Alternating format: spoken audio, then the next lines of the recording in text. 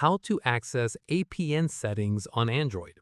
This tutorial shows you how to find and manage your access point name settings on your Android device. First, open the Settings app on your Android device. After that, tap on Connections. From there, tap on Mobile Networks to open your mobile network settings. At this point, tap on Access Point Names to open the APN settings. In the next step, you'll see a list of APN profiles set up on your device by your carrier.